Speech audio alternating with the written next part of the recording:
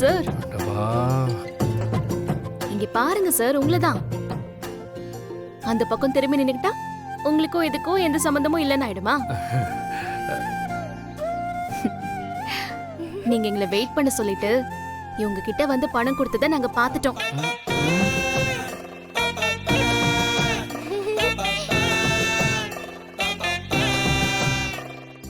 நான் கூட ஏதோ பூ வாங்குறதுக்கு தான் பணம் கொடுத்தீங்கன்னு நினைச்சேன். ஆனா இப்பதானே தெரியுது. நான் இந்த தம்பிக்கிட்ட அப்பவே சொன்னேம்மா, ரொம்ப பழைய ஐடியாவா இருக்கு, வேற ஏதாவது பண்ணலாம்னு சொன்னேன். எங்க கேட்டாரு? இதுதான் வேணும்னு சொன்னாரு. இப்ப வசமா மாட்டிக்கிட்டாரு. என்ன தம்பி, நான் அப்பவே சொன்னேன்ல. பாருங்க தம்பி, எனக்கு இன்சல்ட் ஆயிடுச்சு.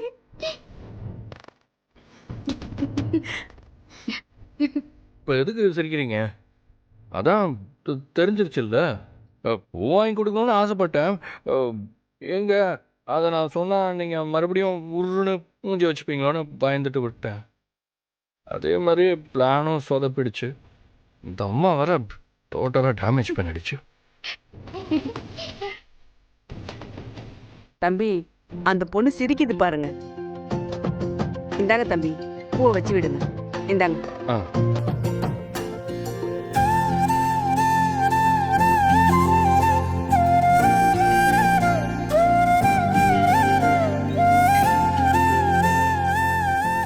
அப்பா, அம்மா வாய் திறந்தெல்லாம் சொல்ல மாட்டாங்க. அதான் திரும்பி நிக்கிறாங்கல்ல, பூ வச்சு விடுங்கப்பா.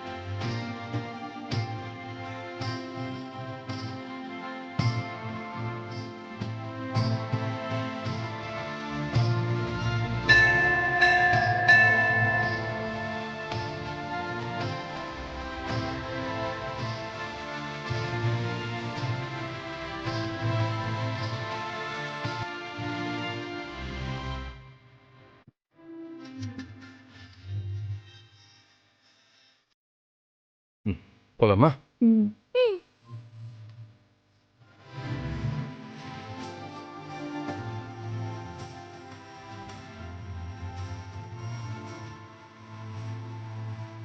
சார் தம்பி, கோயில் நடை எப்போ சார் திறப்பாங்க? கொஞ்சம் லேட்டாக தம்பி, வெயிட் பண்ணுங்க. சரி சரி, வாங்க அது வரைக்கும் அங்கே போய் உட்காந்துக்கலாம்.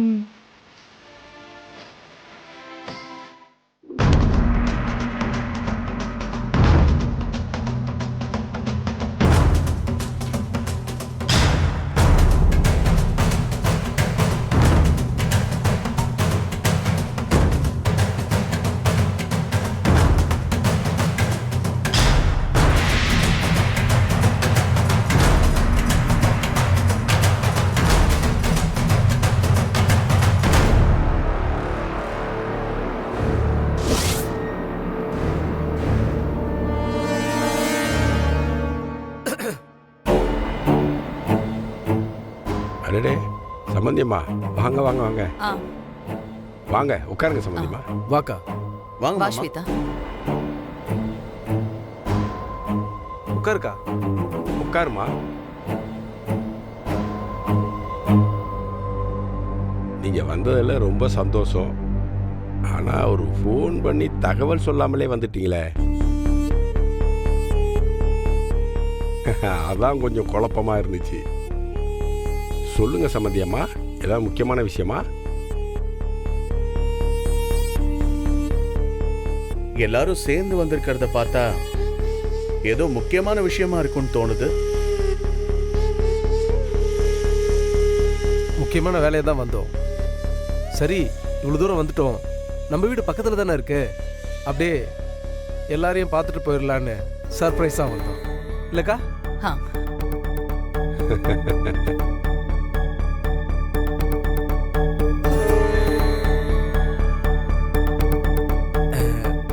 மன்னிக்கணும் சார், இல்லை நீங்கள் பூஜை பண்ணிட்டு இருந்தீங்கன்னு நினைக்கிறேன்.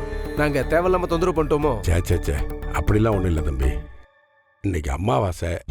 என் பையனுக்கும் எங்கள் முன்னோர்களுக்கும் ஒவ்வொரு அமாவாசையும் செய்கிற பூஜை தான் இது. அதான் இன்னைக்கு செஞ்சுக்கிட்டு இருக்கோம்.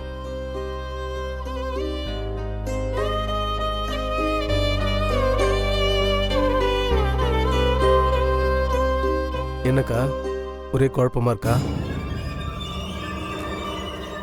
சரி, தெளிவாகவே சொல்கிறேன். அந்த ஃபோட்டோவில் இருக்கானே அந்த பையன், அவனோட இதயத்தை தான் நம்ம ஆதிக்கு வச்சுருக்கோம்.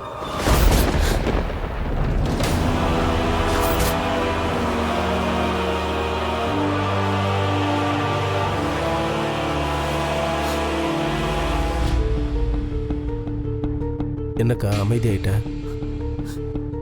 நான் வேணா இப்பயே போய் காரில் இருக்க பணத்தை எடுத்துகிட்டு வந்துட்டுமா? இதோ பையனுக்கு படையில் போட்டுட்ருக்காரு, இப்போவே அவங்ககிட்ட உண்மையை சொல்லிடலாமா?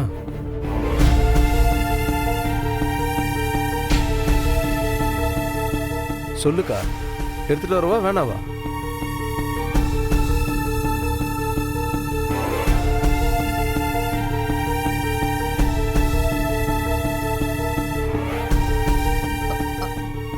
சமந்தி, நீங்க ஏதோ முக்கியமான வேலையா இருக்கீங்க போல.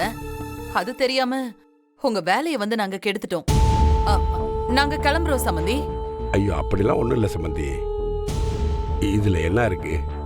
நமக்குள்ள எந்த சம்பிரதாயமும் இல்லை. அதான் ஒரே குடும்பமாக ஒன்றுக்குள்ள ஒன்றாயிட்டோம். அப்புறம் என்ன சம்பந்தி? வந்துட்டீங்க, உங்களை சும்மா அனுப்ப முடியுமா? இருங்க, காப்பி குடிச்சிட்டு போகலாம். மரகதம், காப்பி போட்டு எடுத்துட்டு வா. ஐயோ இல்ல சமந்தி, அதெல்லாம் வேண்டாம். நீங்க உங்க வேலையை பாருங்க. நாங்க எங்க குலதெய்வ கோயிலுக்கு வந்தோம். அப்படியே போற வழியில உங்க எல்லாரையும் பார்த்துட்டு போலான்னு தான் இங்க வந்தோம். ஓ, இன்னைக்கு அமாவாசைல, அதான் கோவில்ல வேண்டுதல். அதனால இன்னைக்கு வெளியில எங்கேயும் நாங்க சாப்பிடுறது இல்ல. நாங்க புறப்படுறோம் சமந்தி. அது ஒன்றும் பிரச்சனை இல்லை சம்பந்தி. ஆதி தம்பிக்கும் பாரதிக்கும் நல்ல விதமாக கல்யாணம் நடக்கணும்னு பிரார்த்தனை செஞ்சிருப்பீங்கன்னு நினைக்கிறேன். நானும் அப்படிதான் சம்பந்தி. உங்கள் மகனுக்கும் பாரதிக்கும் நல்ல விதமாக வாழ்க்கை கூடி வந்தா அவ கையாலேயே காணிக்க செலுத்துறேன்னு குலதெய்வம் கோயிலில் வேண்டி வச்சிருந்தேன். அதனால தான் இன்னைக்கு ஆதி தம்பியவே வர சொல்லி பாரதி, தமிழ், ஆதி தம்பி 3 பேரையும் குலதெய்வம் கோயிலுக்கு அனுப்பி வச்சிருக்கேன்.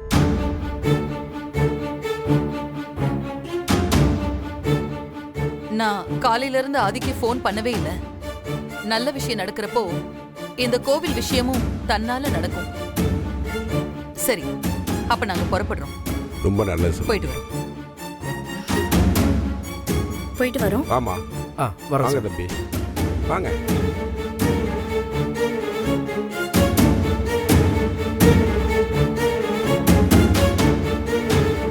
மரகதான், என்ன வேடிக்கை பார்த்து நிற்கிற? அதான் வந்தவங்களே வேலையை முடிச்சுட்டு கிளம்பிட்டாங்க. சீக்கிரமாக பூஜையை முடிச்சுட்டு காக்காவுக்கு சாதம் வைக்கணும்ல. காக்கா சாப்பிட்டதுக்கு அப்புறம் தான் நம்மளாம் சாப்பிட முடியும். வாங்க வாங்க மாப்பிள்ள.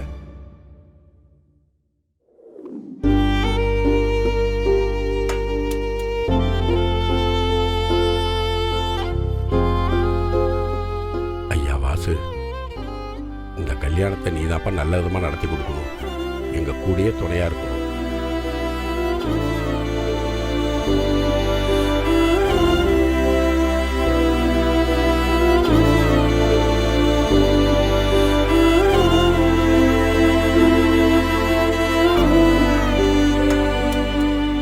யார் வேணாலும் எந்த கோயிலுக்கு வேணாலும் போங்க, அதை பற்றி எனக்கு எந்த கவலையும் இல்லை.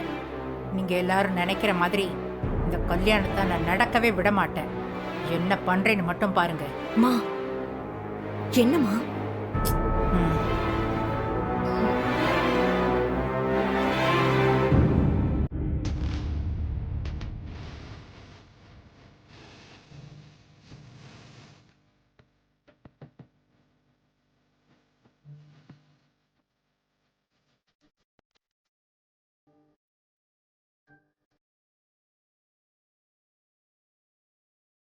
அம்மா எனக்கு போர் அடிக்குதும்மா. நான் இப்ப வெளியே போய் விளையாடட்டுமா? நீயும் ஃபோன் எனக்கு கொடுக்க மாட்டேங்கிற. ஃபோன் எல்லாம் கண்டிப்பா தரமாட்டேன். நீ வேணா வெளியே போய் விளையாடு. ஃப்ரெண்ட், இதில் என்னோட ஓட்டு உங்கள் அம்மாவுக்கு தான். No phone. போங்க, நான் போய் விளையாடுறேன்.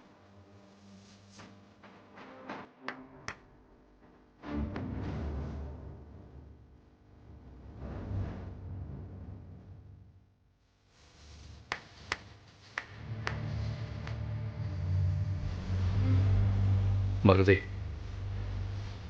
உங்கள் தலையில் பூ வச்சதுக்கப்புறம் உங்களை பார்த்தா அவ்வளோ அழகாக இருக்கு.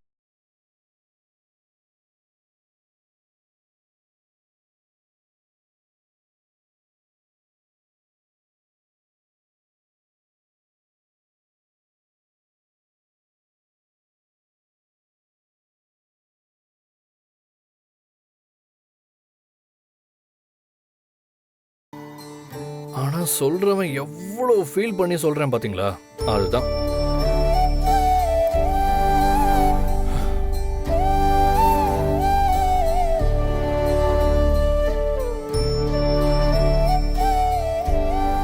என்னாச்சு பாரதி? நான் ஏதாவது தப்பாக சொல்லிட்டேனா?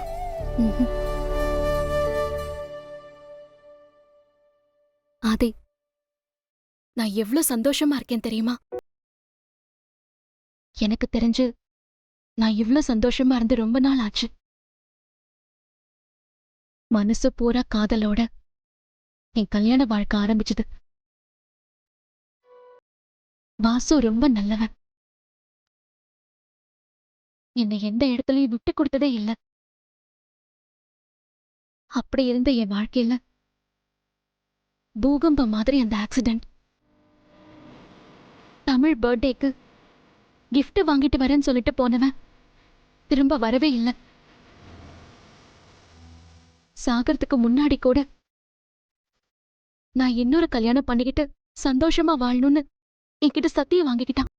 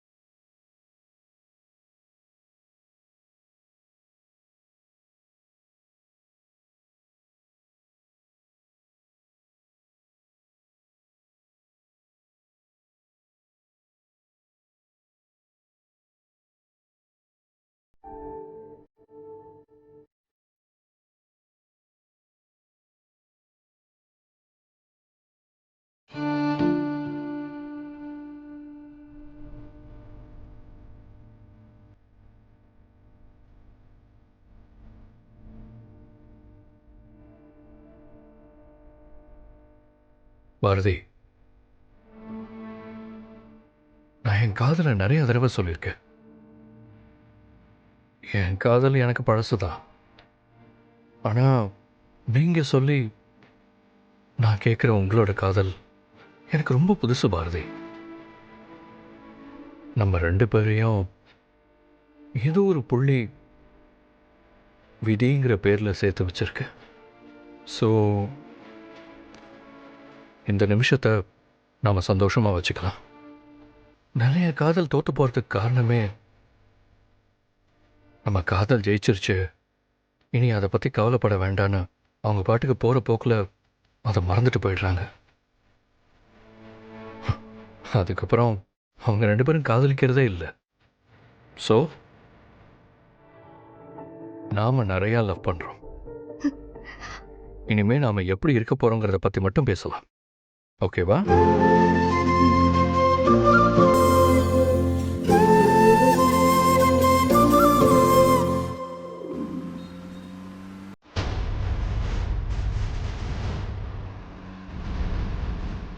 அந்த ஃபோட்டோவில் இருக்கானே அந்த பையன், அவனோட இதயத்தை தான் நம்ம ஆதிக்கு வச்சுருக்கோம்.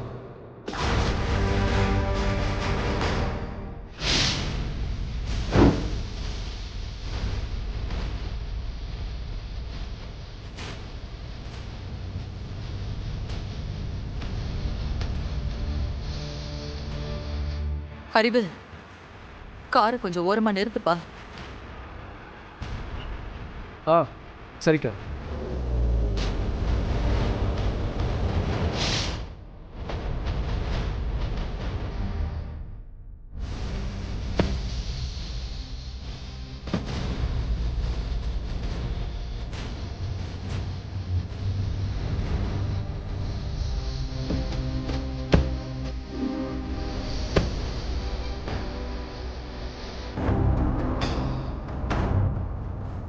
அத்தை, என்னாச்சு அத்தை? இந்தாங்க தண்ணி குடிங்க.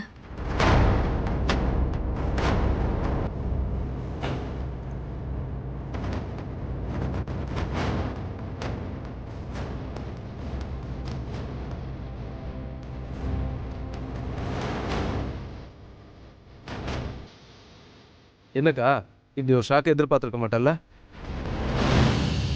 இந்த இடத்துக்கு வர வரைக்கும் எனக்கு இந்த உண்மை தெரியாது. அந்த பையன் ஃபோட்டோ வீட்டில் பார்த்த பிறகு தான் எனக்கே விஷயம் தெரிஞ்சுது. விதி உன்னை எங்கே கொண்டு வந்து நிற்க வச்சிருக்கு பார்த்தியா? அறிவு, பேச்சே வரல. வராது. நான் உன் பையன் ஆதிக்காக எவ்வளோ பெரிய ரிஸ்க் எடுத்து ஒரு காரியம் பண்ணேன். ஆனால் நீ ஜஸ்ட் லைக் தட்டா எங்களை தூக்கி போட்டுட்டு உன் பையன் ஒரு பொண்ணை காதலிச்சான்னு அந்த பொண்ணையை நிச்சயம் பண்ணிட்டு வந்துருக்கு.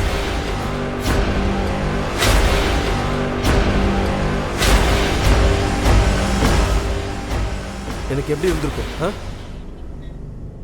சின்ன வயசுல இருந்து மாமா மாமான்னு உன் பையன் காலையை சுத்திட்டு வந்தாலே என் பொண்ணு இதோ நிக்கிறாப்பா. அவ வேணான்னு சொல்லிட்டு மணமேடையில இருந்து எழுந்து போனானே உன் பையன், அப்ப என் பொண்ணுக்கு எவ்வளவு வலிச்சிருக்கும். உன் மேல இருக்க நம்பிக்கையால இன்னும் ஆதிக்காக ஸ்வேதா காத்துக்கிட்டு இருக்கா. எவ்வளவு ஒருத்தி குழந்தையோட இருக்கிறவள உன் மருமகளா ஏத்துக்கிற அளவுக்கு உனக்கும் உன் பையனுக்கும் பைத்தியம் முத்தி போச்சுல. நான் உனக்கு பண்ணதை நினைச்சு பார்த்திருந்தா நீ இப்படி ஒரு காரியத்தை பண்ணிருக்க மாட்டேன்.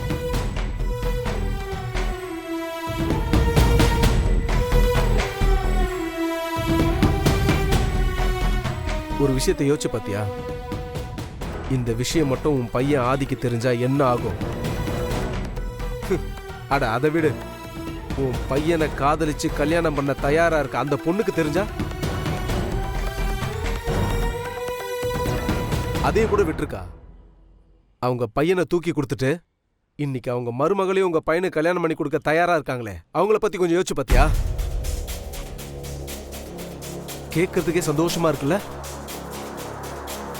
ஸ்வேதாவை நானும் மனசை தேத்திக்கிட்டு நிச்சயத்துக்கு வந்தது என்னமோ நிஜம்தான். ஆனா கடவுள் வேற ஒண்ணு நினைச்சிருக்காங்க. இப்ப என்ன பண்ண போற? அத்தை, அந்த குடும்பத்துக்கு மட்டும் அவங்க பையனோட ஹார்ட்டை தான் மாமாவுக்கு வச்சிருக்கோன்னு தெரிஞ்சது, மொத்த குடும்பமும் நமக்கு எதிரி ஆயிடுவாங்க. அது மட்டும் இல்லக்கா, இந்த விஷயம் மட்டும் உன் பையன் ஆதிக்கு தெரிஞ்சது, அம்மாவே வேணான்னு மொத்தமா உன்னை வெறுத்துட்டு போயிடுவான்.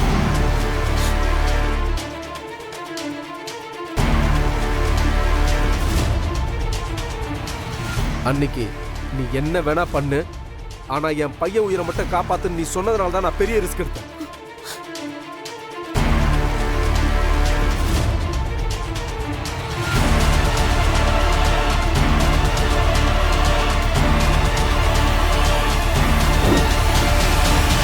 ஒரே நாள்ல நான் ஆர்ட்டுக்கு எப்படியாவது அரேஞ்ச் பண்றேன், போதுமா?